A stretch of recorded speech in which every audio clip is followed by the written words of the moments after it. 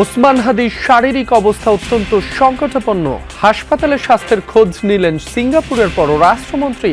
বাইকের ভুল নম্বরের জেরে রিমান্ডে হান্নান। 25 তারিখে ইনশাআল্লাহ আপনাদের দয়া আল্লাহর রহমতে আমি দেশে ফিরে যাব। লন্ডনে বিজয় দিবসের অনুষ্ঠান রূপ নিল তারেক রহমানের বিদায়ী সমাবেশে। ভারপ্রাপ্ত চেয়ারম্যানকে বরণে বিএনপির অভ্যর্থনা কমিটি। বাংলাদেশ ভারত কূটনৈতিক সম্পর্কে আরেক দফা টানাপোড়েন। দিল্লিতে হাইকমিশনারকে তলব। এখনই মিশন ছোট করার কথা ভাবছে না সরকার। সবসময় বলে আসছি যে আমরা একটা গুড ওয়ার্কিং রিলেশন চাই। আমার মনে হয় আমরা দুই পক্ষ মিলিয়ে হয়তো অতটা এগোতে পারি, যে কারণে টানাপোড়েনটা রয়ে গেছে। ভাষার মাসেই হবে অমর একুশে বইমেলা। বাংলা একাডেমির সভায় সময়সূচি চূড়ান্ত। 20 ফেব্রুয়ারি থেকে চলবে 15 মার্চ পর্যন্ত।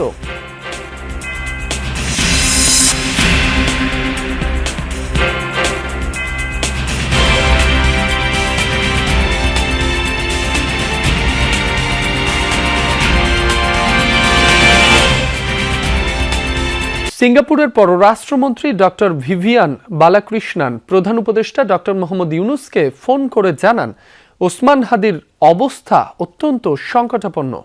ব্রেন থেকে গুলির অংশ বের করা জরুরি, কিন্তু শরীর এখনো সেই অস্ত্রোপচারের জন্য প্রস্তুত নয়, এমনটা জানিয়েছেন সিঙ্গাপুর জেনারেল হাসপাতালের চিকিৎসকরা।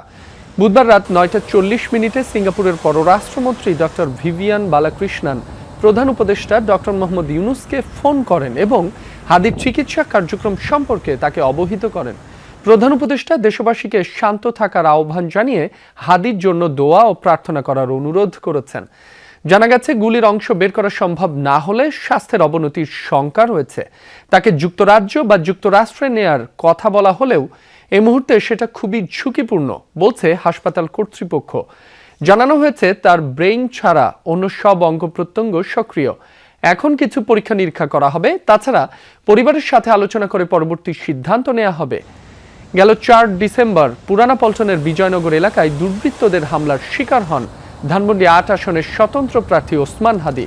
প্রথমে ঢাকা মেডিকেলে জরুরি অস্ত্রোপচার করা হয়, পরে পরিবারের দাবির মুখে চিকিৎসা দেওয়া হয় রাজধানীর এভারকেয়ার হাসপাতালে।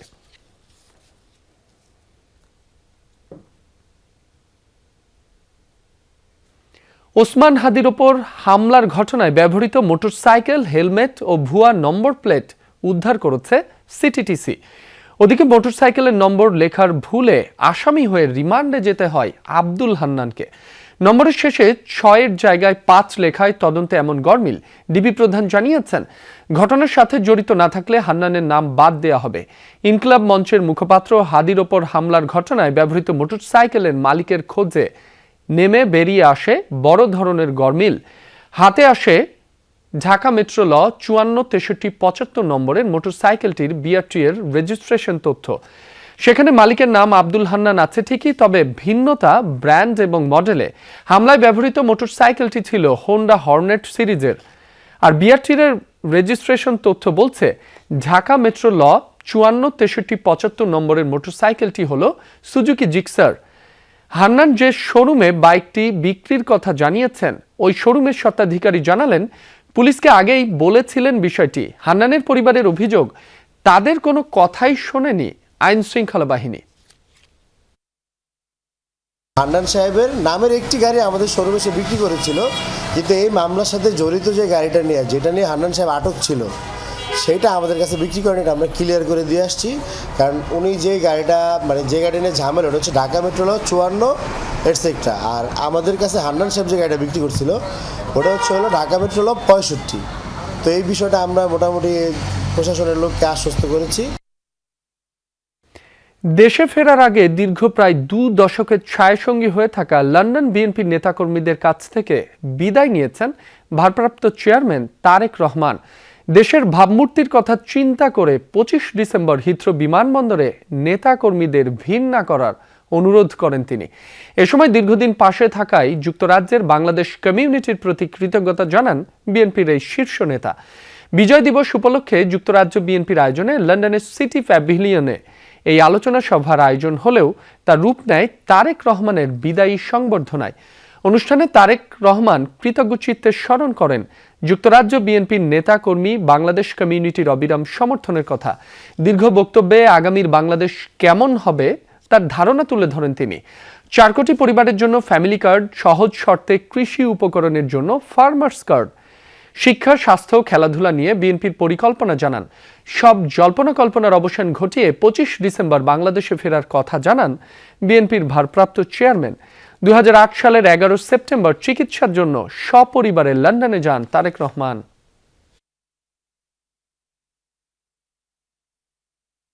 এই 31 দফার ভেতরে আপনার, আমাদের সকলের বেঁচে থাকার মৌলিক অধিকারের নিশ্চয়তা কিভাবে প্রদান করা যায় তার কিছু ডাইরেকশন বা পরিকল্পনা আছে। 25 তারিখে ইনশাআল্লাহ আপনাদের দয়া আল্লাহর রহমতে আমি দেশে ফিরে যাব।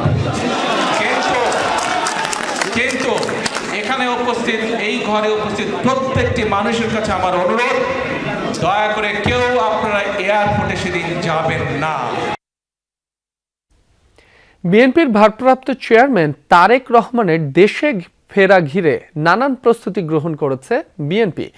ইতোমধ্যেই তার থাকার জন্য প্রস্তুত করা হয়েছে গুলশান এভিনিউয়ের একটি বাড়ি।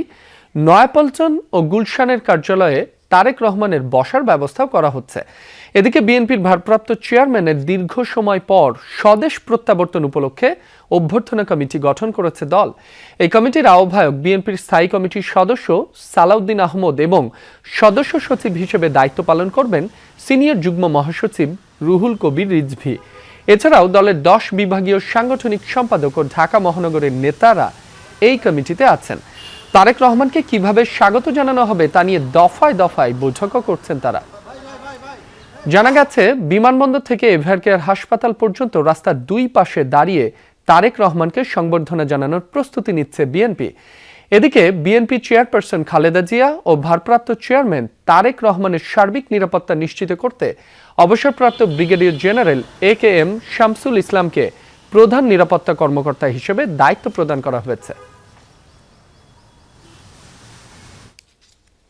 বাংলাদেশের নির্বাচন নিয়ে ভারত যে নসিহতের চেষ্টা করছে তা সম্পূর্ণ অগ্রহণযোগ্য ও আপত্তিকর বলে মন্তব্য করেছেন পররাষ্ট্র উপদেষ্টা তৌহিদ হোসেন। বলেছেন, দুদেশের হাই কমিশনারকে তলব, পাল্টা তলব সহ সাম্প্রতিক নানা ঘটনায় ঢাকা দিল্লি সম্পর্কের টানাপোড়েনে নতুন মাত্রা যুক্ত হলো কিনা তা বলা কঠিন। জানান, শেখ হাসিনাকে উস্কানিমূলক বক্তব্য দেওয়া থেকে কেবল ভারতই বিরত রাখতে পারে।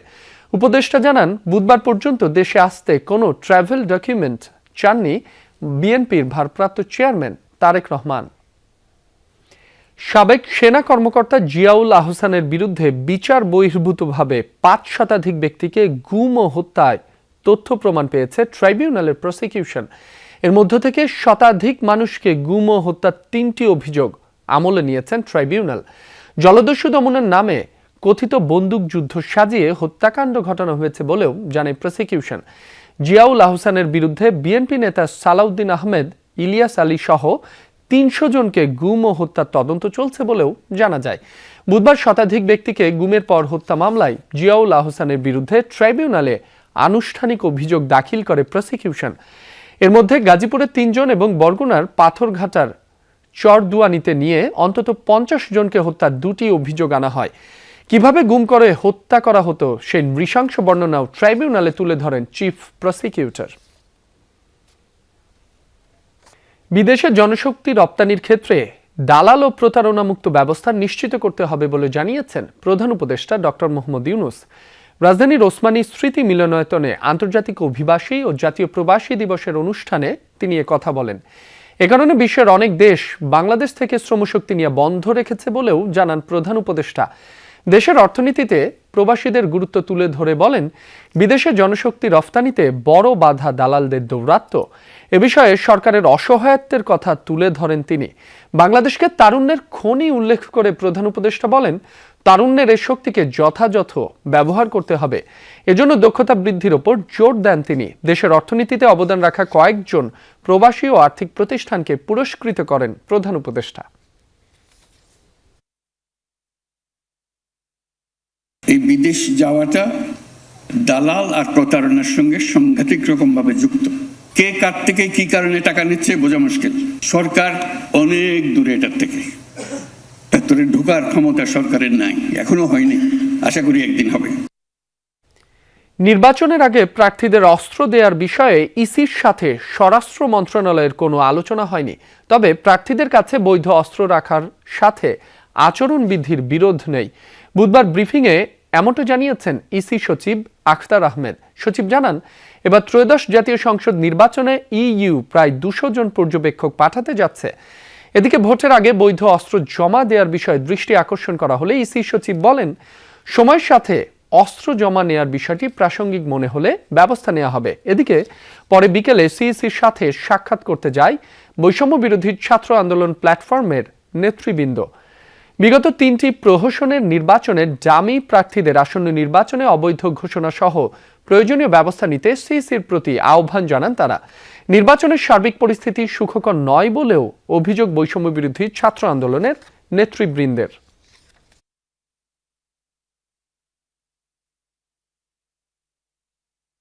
তাদেরকে আমরা এখানকে ফ্যাসিলিটিস প্রোভাইড করব, তাদের যাতায়াত এবং তাদের চলাফেরা ইত্যাদি ইত্যাদি। আমরা শুধু একটা জিনিসই অনুরোধ করেছি, লোকাল প্রোটোকল কিছু কিছু ক্ষেত্রে মানতে হয়, যেমন আপনার বিশেষ করে পার্বত্য চট্টগ্রামে সে লোকাল প্রোটোকল মানতে হবে।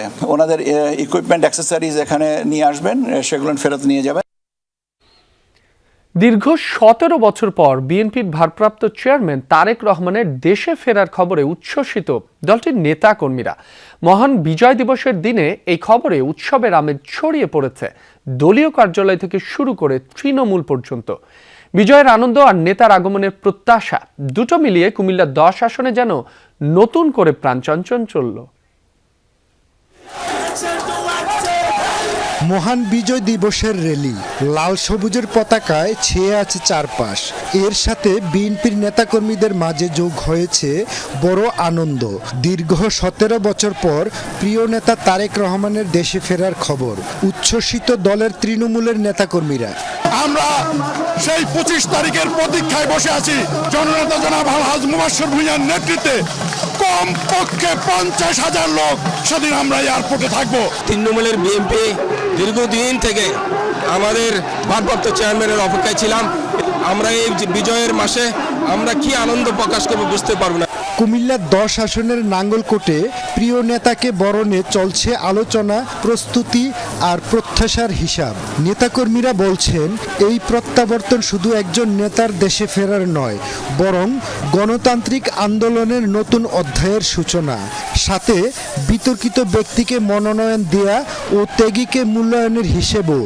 আমরা অনেক কিছু হয়ে যাবো এখন। মহেশের ভাইয়ের জন্য আমরা মরতে পারি, মহেশের ভাইয়ের জন্য আমরা বাঁচতে পারি। নাঙ্গলকোটে একটা আওয়ামী লীগের দালাল এবং আওয়ামী লীগের দোসর আমাদের এখানে নমিনেশন দিয়েছেন। আমরা এই নমিনেশন বাতিল চাই চাই চাই। নেতাকর্মীরা বলছেন, বিজয়ের মাসে প্রিয় নেতা তারেক রহমানের দেশে ফেরার খবর অনুপ্রেরণা দিয়েছে। এটা গণতন্ত্রের জন্য একটি বড় বার্তা। আমরা পাবো সেদিন পর্যন্ত ইনশাআল্লাহ সেই 10-15 জন থেকে 10-15 লাখের মতো হওয়া পর্যন্ত আমাদের আন্দোলন করবে। বিজয়ের আনন্দের সাথে যুক্ত হয়েছে দীর্ঘ প্রতীক্ষার অবসান। বিএনপির নেতাকর্মীরা মনে করছেন, তারেক রহমানের দেশে ফেরার পর রাজনীতিতে নতুন বাস্তবতার জন্ম দেবে। খোকন চৌধুরী, যমুনা নিউজ, কুমিল্লা। অমর একুশে বইমেলা শুরু হবে আগামী বছরের 20 ফেব্রুয়ারি থেকে, শেষ হবে 15 মার্চ। বাংলা একাডেমিতে সময়সূচি নির্ধারণ সংক্রান্ত জরুরি সভায় এ সিদ্ধান্ত হয়। বুধবার বিকেলে সভায় উপস্থিত ছিলেন সংস্কৃতি বিষয়ক মন্ত্রণালয়ের সচিব মোহাম্মদ মফিদুর রহমান, বাংলা একাডেমির মহাপরিচালক অধ্যাপক মোহাম্মদ আজম ও একাডেমির পরিচালকরা। এছাড়া ছিলেন ঢাকা বিশ্ববিদ্যালয়ের প্রক্টর, প্রকাশক প্রতিনিধি এবং আইন শৃঙ্খলা বাহিনীর প্রতিনিধিরা। সভায় সর্বসম্মতিক্রমে অমর একুশে বইমেলার উদ্বোধনের সময়সীমা ঠিক হয়। জানানো হয় 20 ফেব্রুয়ারি বেলা 11টায় মেলার উদ্বোধন করা হবে।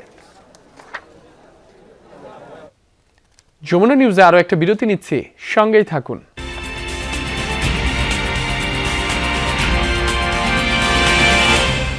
সাংস্কৃতিক প্রদর্শনীর মাধ্যমে ঐতিহ্য সুরক্ষায় জাতীয় কর্মপরিকল্পনা তুলে ধরল ইউনেস্কো। রাজধানীর গুলশানে জাতিসংঘ কার্যালয়ে একটি সাংস্কৃতিক প্রদর্শনী অনুষ্ঠিত হয়েছে। প্রদর্শনীটি ইউনেস্কোর হেরিটেজ এমার্জেন্সি ফান্ডের সহায়তায় আয়োজন করা হয়। অনুষ্ঠানে ইউনেস্কোর বাংলাদেশ প্রতিনিধি সুশান ভাইস বলেন, সামাজিক সংহতি পুনরুদ্ধারে সংস্কৃতির ভূমিকা গুরুত্বপূর্ণ। ইতালির দূতাবাসের চার্জ দ্য অ্যাফেয়ার্স ফেদেরিকো জ্যাম্পেরিল্লি বলেন, ঐতিহ্য সুরক্ষায় শিল্পী ও কারুশিল্পীদের জীবিকা নিশ্চিত করা জরুরি। বিশেষ অতিথি জয়া আহসান সাংস্কৃতিক পরিসর ও সৃজনশীল প্রকাশ রক্ষার গুরুত্ব তুলে ধরেন। অনুষ্ঠানে টাঙ্গাইলের ঐতিহ্যবাহী শাড়ি সহ বাংলাদেশের বিভিন্ন সাংস্কৃতিক ঐতিহ্য আলোকচিত্র ও ভিডিওর মাধ্যমে প্রদর্শন করা হয়। চারুকলা ইনস্টিটিউট ছাড়া আমি আর কিছু দেখতেই পাই না, জাদুঘরটা ছাড়া আর কিছুই আমাদের আর্কিটেকচারালি কিছু এখন আর সেইভাবে নেই। সবকিছু ব্লেন্ড করে ফেলা হচ্ছে অথবা আধুনিকীকরণ, সো কল্ড আধুনিকীকরণ করা হচ্ছে, যেটা খুব দুর্ভাগ্যজনক। আমরা কিছুই সংরক্ষণ করতে পারি না, এটা আমাদের জাতিগতভাবে আমার মনে হয় এটা আমি খুবই আমাদের খুব দুর্বলতম জায়গা। This year of the traditional Tangai sari weaving art on the UNESCO representative list of the intangible cultural heritage of humanity. It is a recognition of the extraordinary quality of this art. ক্রিকেটের পাশাপাশি অন্যান্য খেলাকে গুরুত্ব দিতে সরকার ও গণমাধ্যমের প্রতি আহ্বান জানিয়েছেন বাংলাদেশ ক্রিকেট দলের দুই অধিনায়ক। সন্ধ্যায় ব্রিটিশ হাইকমিশনে কমনওয়েলথের ব্যাটন বাংলাদেশ সফরে আয়োজিত এক সংবর্ধনায় এমনটাই জানান তারা। এ সময় ব্রিটিশ হাইকমিশনার বলেন, ঐক্যের শক্তি এবং মানুষকে একত্রিত করার প্রতীক এই ব্যাটন নিয়ে কমনওয়েলথভুক্ত দেশগুলোর এমন আয়োজন। 2026 সালের 23 জুলাই থেকে 2 আগস্ট পর্যন্ত স্কটল্যান্ডের গ্লাসগোতে অনুষ্ঠিত হতে যাচ্ছে 23তম কমনওয়েলথ গেমস। ঐতিহ্যগতভাবে কমনওয়েলথভুক্ত সকল দেশে কিংস ব্যাটন নিয়ে একটি প্রতিনিধি দল ভ্রমণ করেন। সেই ঐতিহ্যের ধারা অনুযায়ী এবারের আসরের ব্যাটনটি এসেছে বাংলাদেশে। কিংস ব্যাটনের বাংলাদেশ সফর নিয়ে সন্ধ্যায় ঢাকার ব্রিটিশ হাইকমিশন আয়োজন করে এক আনুষ্ঠানিকতার। এ সময় কিংস ব্যাটন সবার সামনে উন্মোচন করেন ঢাকায় নিযুক্ত ব্রিটিশ হাইকমিশনার সারা কুক। বিশ্বজুড়ে কমনওয়েলথ দেশগুলোর ঐক্যের শক্তি এবং মানুষকে একত্রিত করার প্রতীক হিসেবে ব্যাটনটিকে উল্লেখ করেন ব্রিটিশ হাইকমিশনার। এবছর আমার নিজ শহর গ্লাসগোতে আগামী গ্রীষ্মে কমনওয়েলথ গেমস অনুষ্ঠিত হবে। বাংলাদেশে সেই ব্যাটনটি পৌঁছানোয় আমি সত্যি আনন্দিত। কমনওয়েলথকে উদযাপন এবং খেলাধুলার মাধ্যমে মানুষের মধ্যে সংযোগ তৈরিতে এমন আয়োজন করতে পেরে আমরা খুবই উচ্ছ্বাসিত। বাংলাদেশ শুটিং সহ সাঁতার, আর্টিস্টিক জিমন্যাস্টিক্স, অ্যাথলেটিক্স এবং বক্সিং সহ বিভিন্ন খেলায় ভালো করবে বলে আমি প্রত্যাশা করি। অলিম্পিকের পর কমনওয়েলথ গেমসের এই প্ল্যাটফর্মটি গুরুত্বপূর্ণ অ্যাথলেটদের কাছে, তাই এখানেও সর্বোচ্চ ভালো করতে চায় বাংলাদেশ। সামনের মাস থেকে আমরা আসলে শুরু করব আমাদের ট্রেনিং প্রোগ্রামটা। আমাদের শুধু যে কমনওয়েলথের জন্য তা না, কমনওয়েলথের পরেই আমাদের এশিয়ান গেমস হবে জাপানে, তো আমরা এটার জন্য আমরা ট্রেনিং ক্যাম্প শুরু করব। এ সময় বাংলাদেশ ক্রিকেট দলের দুই অধিনায়ক খেলোয়াড়দের জন্য শুভকামনা জানান।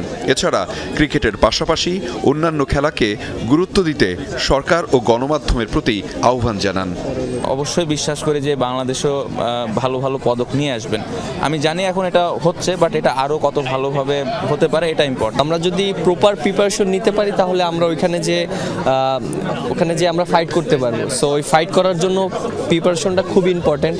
এই অঞ্চলের ঐক্য এবং বৈচিত্র্যের প্রতীক হিসেবে এ ধরনের আয়োজন কমনওয়েলথভুক্ত দেশসমূহকে একীভূত করবে বলেও জানান বক্তারা। আহমেদ রেজা, যমুনা নিউজ, ঢাকা। এই ছিল যমুনা নিউজে এতক্ষণ যারা সাথে ছিলেন সবাইকে ধন্যবাদ।